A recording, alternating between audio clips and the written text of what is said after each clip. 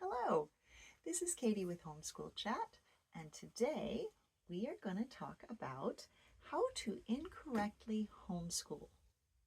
Kind of a play on words, but it'll give you a good idea.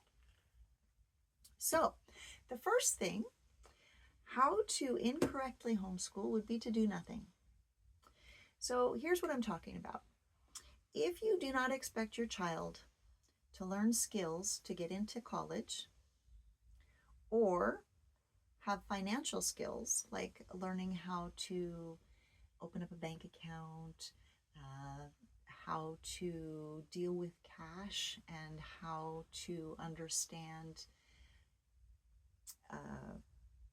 change given when paying cash, then, or also how to understand credit card purchases and the interest that they charge you, then you are incorrectly homeschooling because you're not preparing your child for life.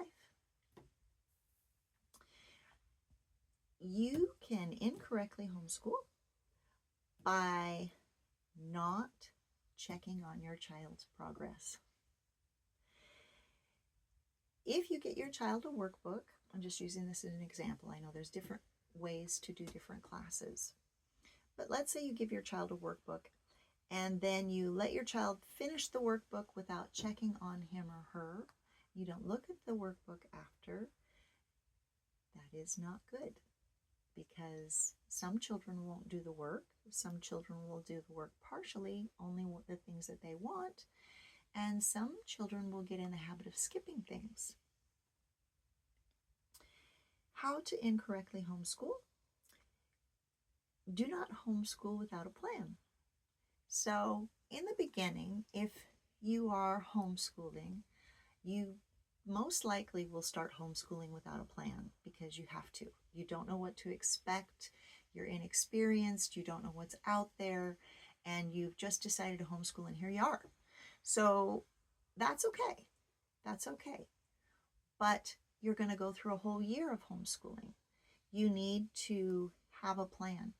So once you start homeschooling, if you don't have a plan, have a plan.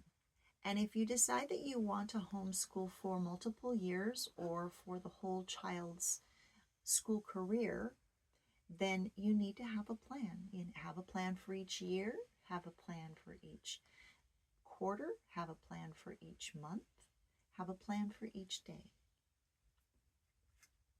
And the last point, if you want to homeschool incorrectly, then do not homeschool by wildly running around.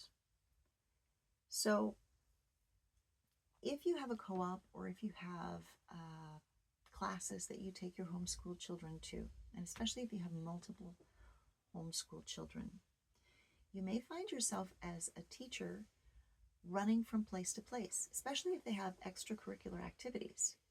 So if every one of your children has extracurricular activities, and every single one of your children has to be driven to a place to take a class, you may find that you as the teacher are wildly running around taking your child to classes. And in my opinion, now some people love it. They love the social aspect of it. They love the busy aspect of it. And I've actually seen some homeschool parents treat it as an adventure. And if that's how you feel about it, that's great. But what I've found is that in most cases, it exhausts the teacher. The teacher's running around all the time, trying to get the one kid to learn while driving the other kid somewhere. Then they have to be at this other place to pick up this other kid.